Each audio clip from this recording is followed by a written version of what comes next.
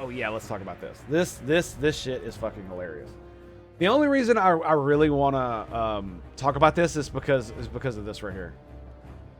Because of this right here. Make him a sandwich. The reason that I want to talk about this is because this is how my wife got me. And I'm not even lying. I made the joke one night. She was like, "Oh man, I don't feel good, and I gotta go to work." And I was like, "Would it make you feel better if you made me a sandwich?" She gave me the dirtiest fucking look, and then went and made me a sandwich anyway. That was the moment I knew she was a keeper. Hands down. Like I swear to God, that's pretty much how it happened. Is that I made the joke, would it make you better if you made me a sandwich? Would you make you feel better if you made me a sandwich? And she did. And she fucking did. And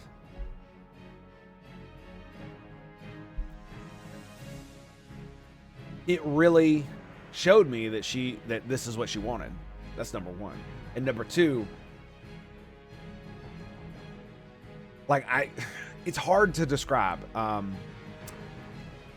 Basically, it's one of these things where I cannot properly articulate how it actually made me feel.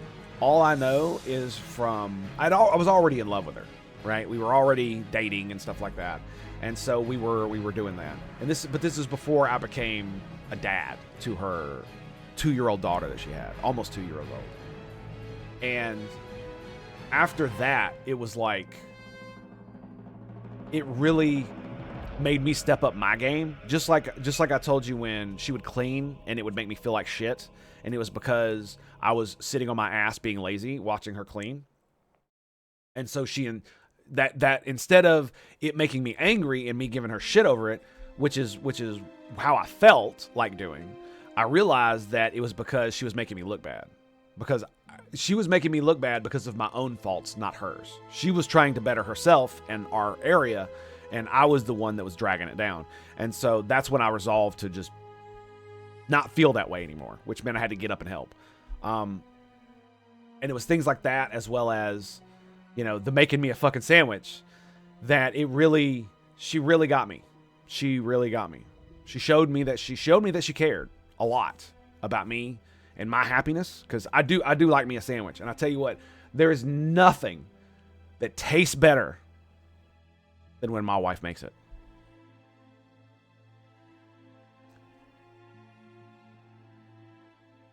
Plain and simple. Half the issues would be solved if they stick the power armor training. You would get the PA at the beginning as normal, but it would just chew through fusion cores fast to keep you slow as a snail with the accuracy penalty. Yeah, that they could have done that too. I mean, it was broken and shit too, so there is that. But my whole thing was that it instead of showing you something cool that you can obtain later, it gives it to you at the very beginning, but it's in a shitty way, and then it takes it away, and that leaves a different kind of taste in your mouth, if you know what I'm saying. Not like a good sandwich though, especially if it's made by my wife, but only for me. She only makes sandwiches for me, so fuck all the rest of you. And my sandwiches, goddammit. But anyway, it engendered a lot of warm, fuzzy feelings toward her and just our entire situation. And it really showed me that, unlike a lot of other women that I had been involved with, that she actually did care about me and the things that made me happy. And from basically then on, I have been absolutely 100% trying to live up to that example. Yeah, seriously. My wife is a virtuous woman. What can I say?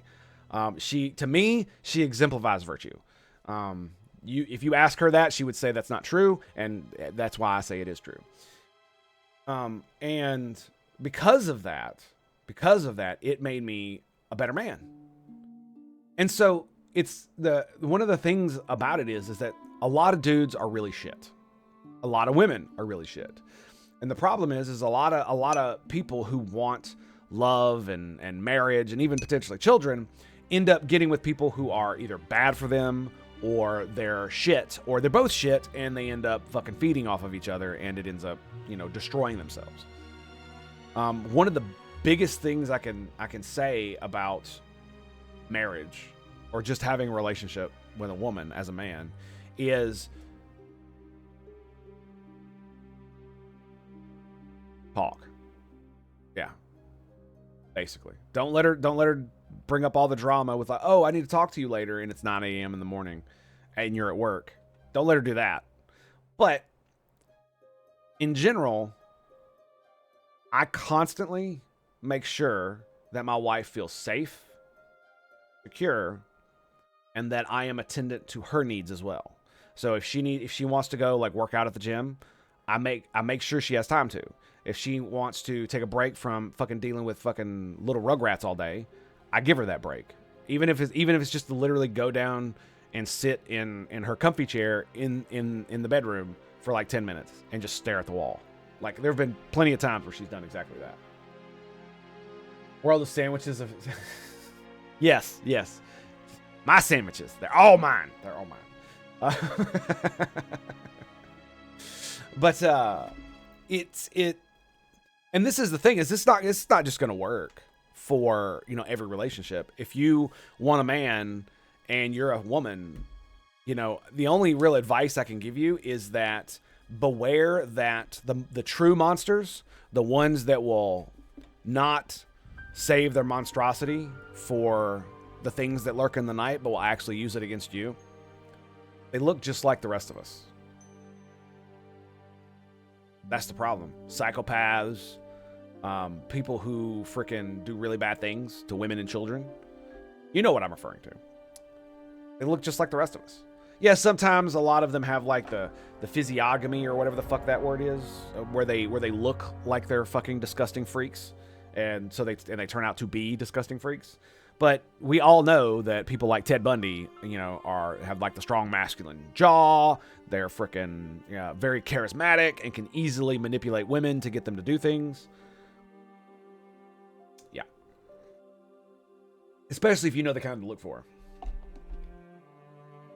And so I saw this and I was just like, yes, make him a sandwich. Because if you have found an actual good man, making him a sandwich will actually be, will engender him a lot to you. My wife makes almost all of my food for me, and I told her she doesn't have to. One, she wants to, because she wants to make sure that I'm eating properly. And two, she likes doing it for me. And all the food, like she could put a hot dog in a microwave and hand it to me, and it would taste better than if I put a hot dog in a microwave and then ate it. I've actually done the test. I've actually done it. And it just does. And I think it's just because she makes it. And I think it's something it's absolutely something in my brain. And there's a lot of crude sayings around this kind of thing. If you want a man, make sure his stomach is full and his balls are drained. Not only will you keep your good man, but he will not stray from you. And there is some truth to that, although there are men who will philander no matter how much sex you give them, right? That is just the nature of the beast as it is. Like my father, for instance, who is a philanderer and a, what's the word I'm looking for? Adulterer. There you go. And just a horrible piece of shit human being. All around. And I seriously doubt I will shed a single tear the day he dies.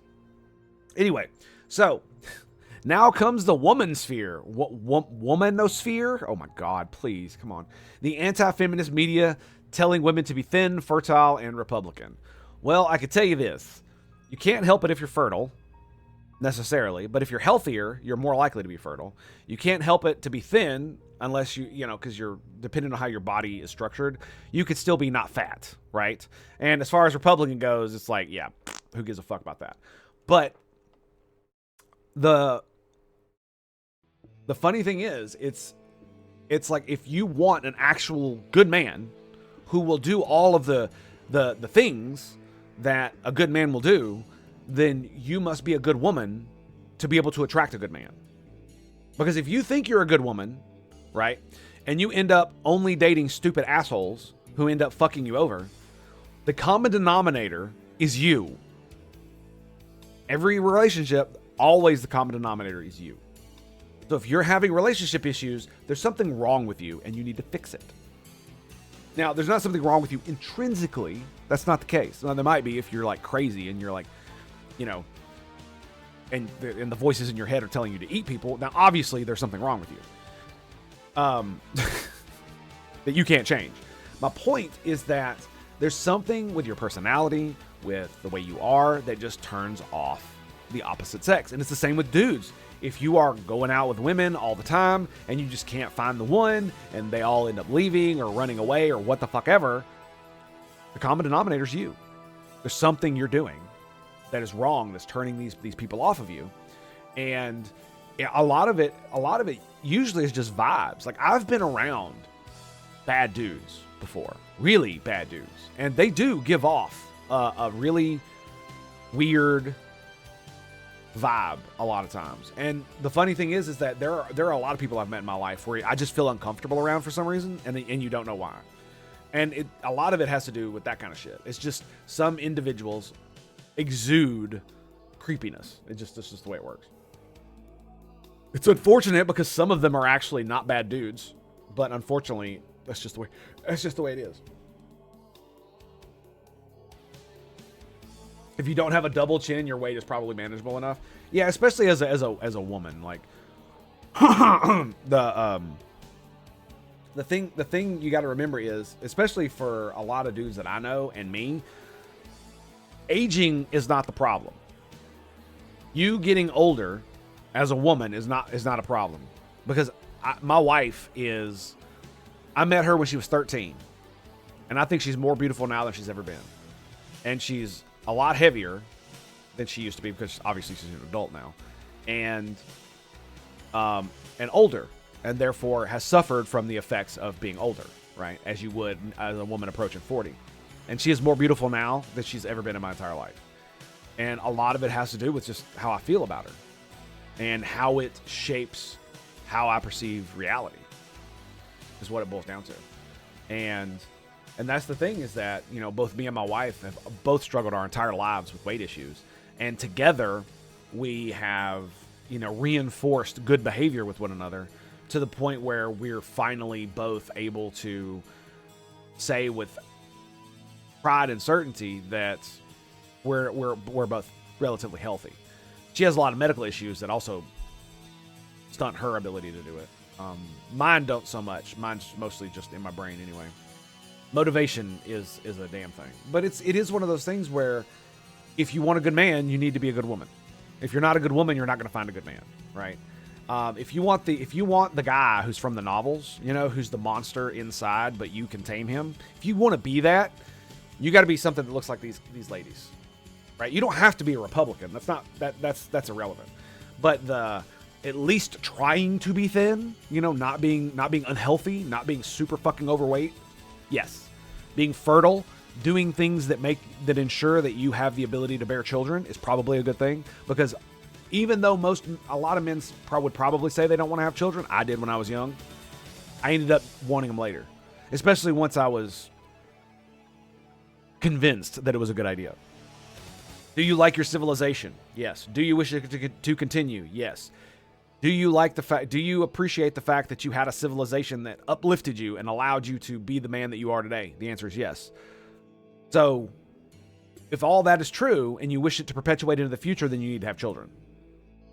Because our entire system, the way our entire system works in the West, in all of the Western countries, is you need people to work, to pay taxes, to be able to maintain what we have and build more in the future. And if you don't have children, then you're not contributing to that future in the same way that other people are. You're contributing to the present by working, right? But you're not contributing to the future in a more meaningful way. And that was really the crux of it. And that's what was like, okay, so that kind of convinced me. And then it came to the whole point. I was like, am I really a man if I don't do these things? If I don't build for the future and plant seeds that I'll never see the fully grown tree, right? And so it really inspired me to do this, and that's when me and my wife got back together. She already had a 2-year-old, and she was willing to have more, and so that's where we are. And it's because, and a lot of the thing I wanted was a woman who wanted to be a homemaker and a housewife. That's what I was looking for, because I wanted to have children, and I was willing to be a stay-at-home dad, but the vast majority of women do not want that. Because I want, like, the best way for you to raise your children, in my opinion, is that you have a full-time parent in the house. So that when they're small, they always have an adult that is part of the family, and not just, an aunt watching them. That's not what I mean. I mean, mom or dad in the house all day, every day with the kids, teaching them all the things. And speaking of that,